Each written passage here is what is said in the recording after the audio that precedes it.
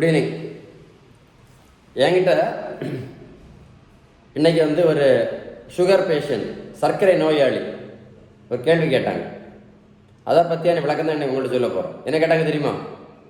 Doctor, நான் உடல் பருமனாக இருக்கிறதுனால தான் எனக்கு சுகர் நோய் வந்துச்சான்னு கேட்டாங்க.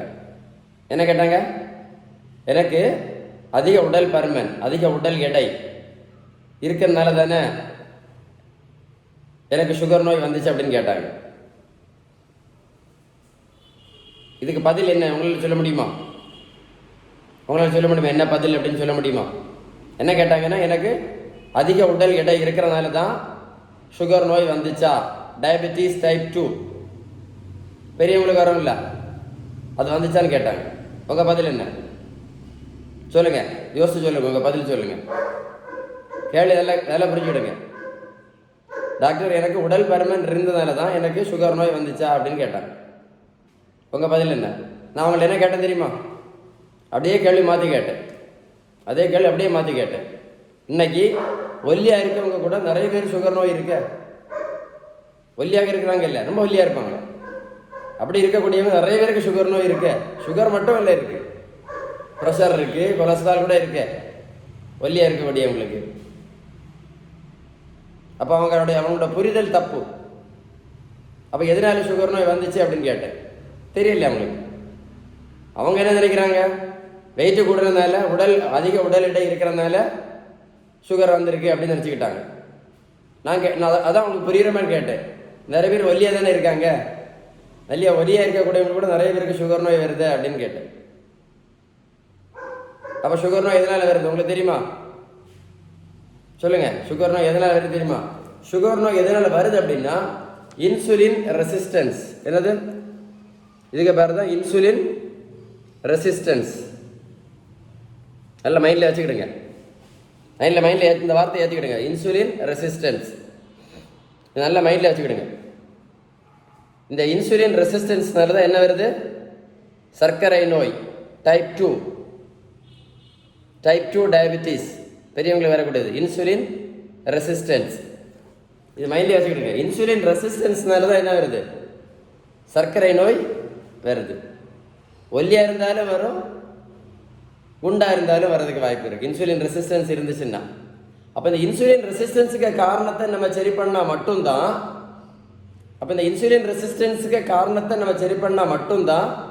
நம்ம சாப்பிட்டுட்டு இருக்கக்கூடிய இந்த மாத்திரை இன்சுலின்லாம் நிறுத்த முடியும். நம்ம சாப்பிட்டுட்டு இருக்கக்கூடிய மாத்திரையும் இன்சுலினையும் என்ன பண்ண முடியும்? நிரந்தரமாக என்ன பண்ணிடலாம், நிறுத்த முடியும். அப்போ இந்த இன்சுலின் ரெசிஸ்டன்ஸுக்கு காரணம் என்னன்னு கண்டுபிடிக்கணும். Insulin resistance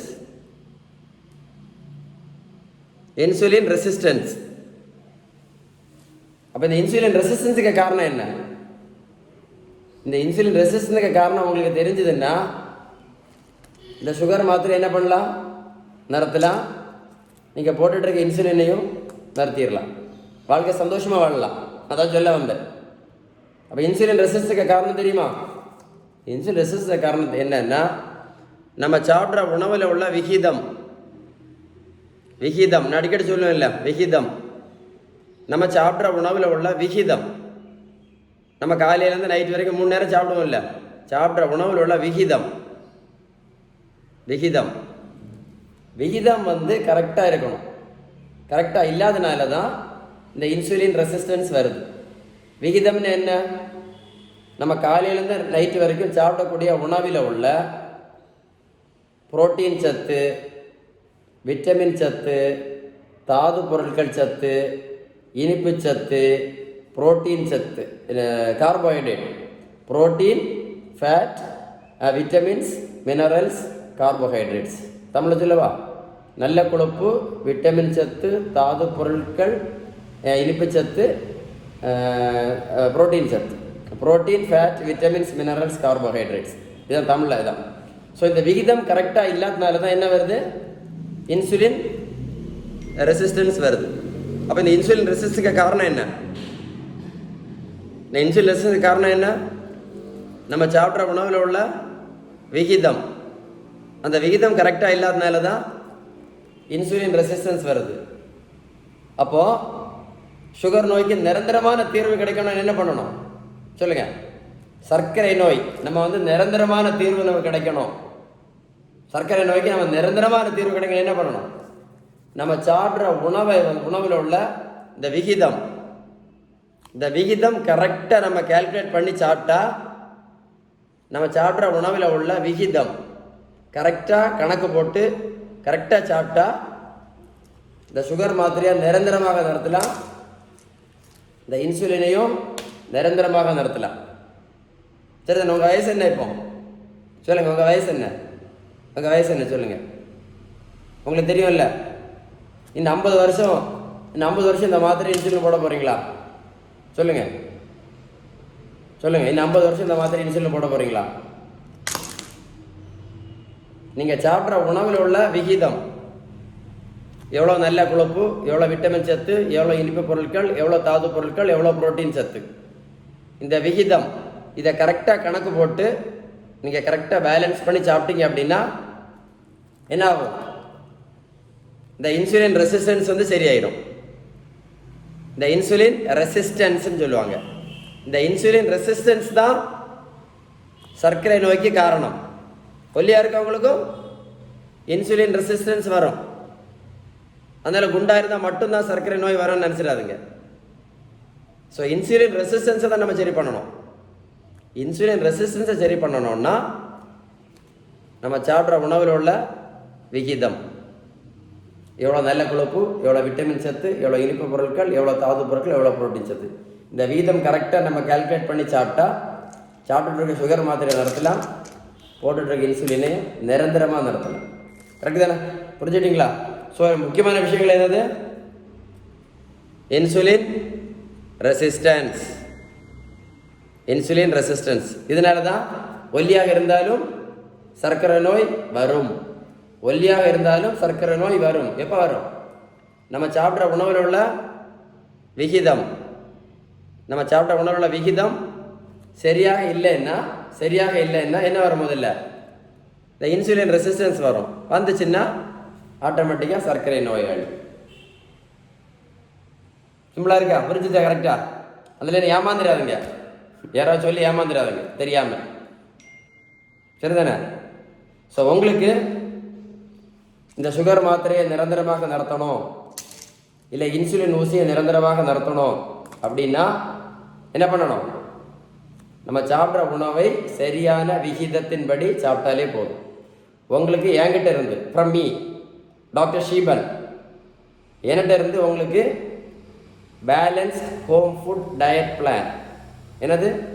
balanced home food diet plan, விகிதம் சரியான உணவு முறை பட்டியல். விகிதம் சரியான உணவு முறை பட்டியல் வேணும் அப்படின்னா என்னுடைய நம்பர்,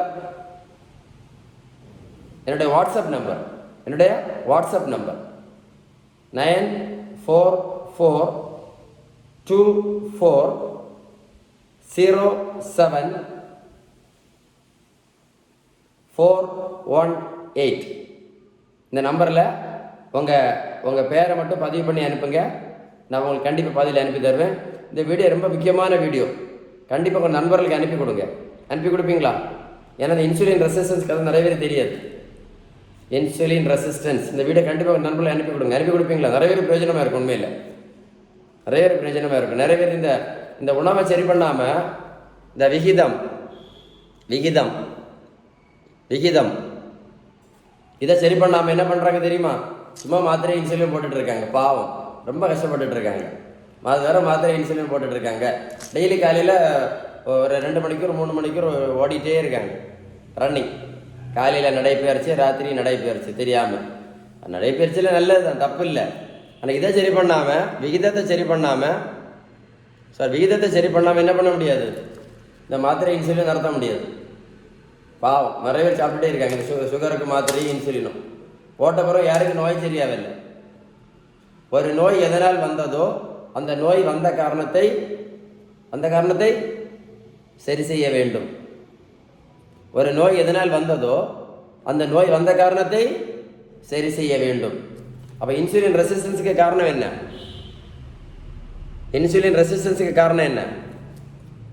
விகிதம். விகிதத்தை சரி பண்ணணும். சரி பண்ணால் என்ன பண்ணலாம்? நிரந்தரமாக மாத்திரை இன்சுலின் இல்லாமல் இருக்கும். இதுதான் முக்கியமான விஷயம். அப்போ சரி தானே? அப்போ இந்த வீடியோவில் முதல்ல என்ன கேள்வி கேட்டேன்? என்ன பேஷண்ட் என்ன கேட்டாங்க? டாக்டர், எனக்கு உடல் பருமன் இருக்கிறதுனால தான் எனக்கு சுகர் நோய் வந்துச்சா அப்படின்னு கேட்டாங்க. அப்போ நான் என்ன கேள்வி கேட்டேன் அவங்கள்ட்ட? ஒல்லியாக இருக்கவங்களுக்கு நிறைய பேருக்கு சுகர் நோய் வருது, அப்படின்னு கேட்டேன். சரிதானே? இப்போ இந்த வீடியோவை நீங்கள் ஒரு முறை கூட கேட்டு பாருங்கள், உங்களுக்கு கரெக்டாக புரியும். ஸோ உங்களுக்கு பேலன்ஸ்டு ஹோம் ஃபுட், விகிதம் சரியான வீட்டு உணவு முறை லிஸ்ட்டு என்கிட்ட இருந்து உங்களுக்கு வேணும் அப்படின்னா என் நம்பருக்கு வாட்ஸ்அப் பண்ணுங்கள், இல்லை கூப்பிட்டு பேசுங்க. சரியா? Stay tune with doctor. என் நேம் என்ன? ஷீபன். Okay, SHEBAN. உங்களோட டயட் பிளான், நீங்கள் காலையில் என்ன சாப்பிடணும், காலையில் என்ன டிஃபன் சாப்பிடணும், மத்தியானம் என்ன உணவு சாப்பிடணும், ராத்திரி என்ன உணவு சாப்பிடணும், நீங்கள் காலையில் என்ன சாப்பிடணும், மத்தியானம் என்ன சாப்பிடணும், நைட் என்ன சாப்பிடணும், உணவு பட்டியல் மட்டும் உங்களுக்கு தருவோம். இல்லை நம்ம வீட்டில் சாப்பிட்ற உணவு மட்டும்தான். எல்லா உணவுமே நம்முடைய வீட்டில் நம்ம தினந்தோறும் சமைச்சு சாப்பிட்ற உணவு மட்டும்தான். ஆனால் என்ன எப்படி இருக்கும்? அந்த உணவு எப்படி இருக்கும்? அந்த உணவு பட்டியல் எப்படி இருக்கும்? விகிதம் கரெக்டாக இருக்கும். அந்த உணவு பட்டியலில் விகிதம் வேணால் கரெக்டாக இருக்கும். இந்த விகிதம் கரெக்டாக இருந்தால் என்னெல்லாம் மாத்திரை நிறுத்தலாம் தெரியுமா? சுகர் மாத்திரை நிறுத்தலாம், சுகர் மாத்திரையை நிறுத்தலாம், இன்சுலின் நிறுத்தலாம், கெட்ட கொலஸ்ட்ரால்களை மாத்திரை நிறுத்தலாம். ஆமாம், கொலஸ்ட்ரால் மாத்திரை நிறுத்தலாம், ப்ரெஷர்களை மாத்திரை நிறுத்தலாம், ப்ரெஷர் மாத்திரை நிறுத்தலாம், தைராய்டு மாத்திரை நிறுத்தலாம். இந்த மாத்திரைலாம் தேவையில்லாத மாத்திரை நம்ம நிறுத்திடலாம். எப்போ? இந்த விகிதம் கரெக்டாக இருந்தால் சுகர் மாத்திரை நிறுத்தலாம், இன்சுலின் நிறுத்தலாம், கொலஸ்ட்ரால் மாத்திரை நிறுத்தலாம், ப்ரெஷர் மாத்திரை நிறுத்தலாம், தைராய்டு மாத்திரை நிறுத்தலாம். என்ன நிறைய இந்த மாத்திரை நிறுத்திட்டாலே வேற நிறைய மாத்திரை நிறுத்திடலாம். நிரந்தரமாக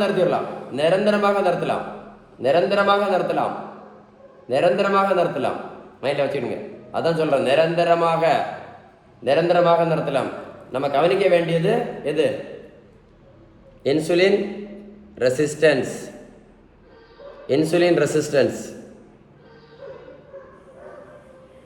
இந்த இன்சுலின் ரெசிஸ்டன்ஸ்னால தான் என்ன வருது? ப்ரெஷர்லாம் ரொம்ப ஜாஸ்தியாக இருக்கிறது. இந்த இன்சுலின் ரெசிஸ்டன்ஸ்னால தான் என்ன இருக்குது? ப்ரெஷர் ரொம்ப ஜாஸ்தியாக இருக்கிறது நிறைய பேருக்கு. அதே தெரியாது. நிறைய பேருக்கு ஒல்லியாக தான் இருப்பாங்க நிறைய பேர். ப்ரெஷர் ரொம்ப ஜாஸ்தியாக இருக்கும், திடீர்னு பக்கவாதம் எல்லாம் வரும். கேள்விப்பட்டிருக்கீங்களா? ஒல்லியாக தான் இருப்பாங்க. இந்த இன்சுலின் ரெசிஸ்டன்ஸ்னால ப்ரெஷருக்கு மாத்திரை சாப்பிட்டாலும் பக்கவாதம் வரும். நிறைய பேருக்கு இந்த இன்சுலின் ரெசிஸ்டன்ஸ்னால. ஸோ ப்ரெஷர் மாத்திரை நீங்கள் நிறுத்தணும்னா கூட என்ன பண்ணணும்? இன்சுலின் ரெசிஸ்டன்ஸ் சரி பண்ணால் போதும். புரிஞ்சுதா? கரெக்டு தானே? பக்கவாதம் தடுக்கலாம், இருதய மாரடைப்பு தடுக்கலாம், நிறைய விஷயங்கள் தடுக்கலாம் இந்த இன்சுலின் ரெசிஸ்டன்ஸ் சரி பண்ணிட்டோம் அப்படின்னா. ஸோ இந்த இன்சுலின் ரெசிஸ்டன்ஸ் சரி பண்ணணும் என்ன பண்ணணும்? நம்ம சாப்பிட்ற உணவை கரெக்டான விகிதத்தின்படி சாப்பிடணும். இதான் உண்மை. அதனால தான் சொல்கிறேன், இந்த மாத்திரையெல்லாம் என்ன பண்ணிடலாம்? படிப்படியாக குறைச்சி நிரந்தரமாக நிறுத்திடலாம். Stay tune with doctor Sheban. இப்போ இந்த வீடியோ நீங்கள் கண்டிப்பாக ஒரு முறை கூட கேட்டு பாருங்கள். உண்மையில் சொல்கிறேன், ஒரு கூட பொறுமையாக டைம் எடுத்து பாருங்கள். இந்த வீடியோவை உங்களுக்கு கரெக்டாக புரிஞ்சிடும், க்ளீனாக புரிஞ்சிடும் உங்களுக்கு. ஓகேவா?